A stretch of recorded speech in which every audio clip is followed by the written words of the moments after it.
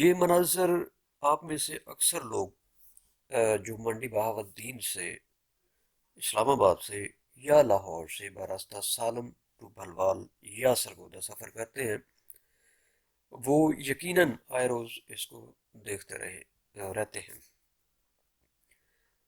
یہ زیر نظر یہ کچھ تصاویر ہیں، کچھ ویڈیوز ہیں، اور آپ میں سے اکثر دوست ان کو دیکھ کے یہ سوچ رہے ہوں گے کہ الطاف نوید صاحب نے یہ ایک روٹین کا کام ہے، اس کو آخر کیوں کر شوٹ کیا۔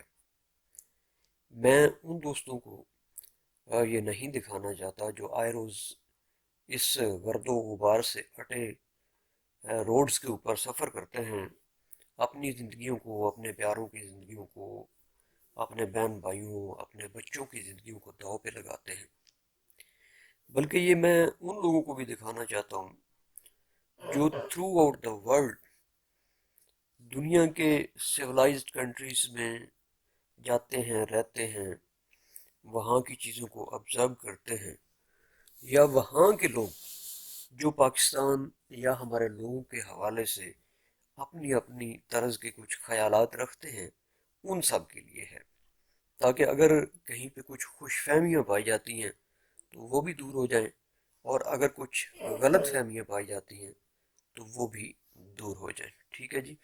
یہ جو آپ کو تھوڑی بہت کھانسی کی آوازیں میرے بیک گراؤنڈ میں سنائی دے رہی ہیں، یہ آپ کو پتہ ہے کہ آج کل وائرل سیزن ہے، دھند ہے، بخار ہے، بچوں میں بڑوں میں موسم خراب ہے، اور پھر اس قسم کا ڈسٹی ماحول ہے، تو اس میں آپ کو پتہ ہے کہ ہر بندہ افیکٹ ہوتا ہے، اور اسپیشلی چھوٹے چھوٹے معصوم بچے جو ہیں وہ زیادہ افیکٹ ہوتے ہیں۔ سو اس کے حوالے سے آپ نے بالکل پریشان نہیں ہونا ہے اگر آپ کو مزید بھی ایسی آوازیں سننے کو مل جائیں تو۔ ٹھیک ہے جی۔ تو چلتے ہیں اپنے مدعے کی طرف۔ تو یہ جناب پچھلے تقریباً آلموسٹ 2 سے 3 سال ہو گئے ہیں، سالم سے لے کے بھلوال تک ہماری ایک بڑی ہی ویل نون جو کمپنی ہے اس کو بنا رہی ہے۔ اب اتنی گستاخی میں نام لینے کی نہیں کرنا چاہتا، کیونکہ ٹھنڈ بڑی ہے، اور ٹھنڈ میں آپ کو پتہ ہے بھائی درد بڑی ہوتی ہے۔ ٹھیک ہے جی۔ تو یہ تقریباً آلموسٹ 3 سال سے یہ زیادہ سے زیادہ کچھ 16 سے 17 کلومیٹر کا فاصلہ ہے جو بنایا جا رہا ہے، اور انسانی قدروں کو سامنے رکھتے ہوئے اس کے اوپر کوشش کی گئی ہے کہ جناب کبھی بھی اس میں دھول کا طوفان نہ تھمے۔ ٹھیک ہے جی۔ یہ ون وے روڈ بنایا جا رہا ہے سالم سے بلوال تک، اور اس کی آپ کنڈیشن دیکھ رہے ہیں کہ تقریباً 2 3 سال میں یہ اس کے اوپر کام ہوا ہے، کافی سارا ایریا ابھی تک پینڈنگ پڑا ہوا ہے۔ ٹھیک ہے جی۔ کبھی اگر آپ کسی کے دنیا کے پڑھے لکھے ملک میں ہوتے تو اس ڈسٹ کو کنٹرول کرنے کے لیے یا اس کا کوئی الٹرنیٹ آپشن دینے کے لیے اس کے اوپر روزانہ پانی وغیرہ جو ہے اس کا چھڑکاؤ کیا جاتا، لیکن ہم نے صرف اللہ پہ توکل لگا رکھی ہے کہ اگر اللہ کریم اپنے بندوں کا خیال رکھنا چاہتے ہیں، جیسا کہ وہ یقیناً چاہتے ہیں، تو وہ روزانہ اگر بارش دے تو اس روڈ کے اوپر جو ہے نا دھول تھم سکتی ہے، لیکن چونکہ بارش روزانہ ہوگی تو اور مسائل کھڑے ہوں گے، تو لہٰذا اس کے اوپر جو ہماری کمپنی ہے اس نے کبھی کوشش نہیں کی کہ اس کے اوپر جہاں پہ کام ہو رہا ہے کوئی دھول مٹی یا اس کو کنٹرول کرنے کے لیے ڈیلی پانی پھینکا جائے۔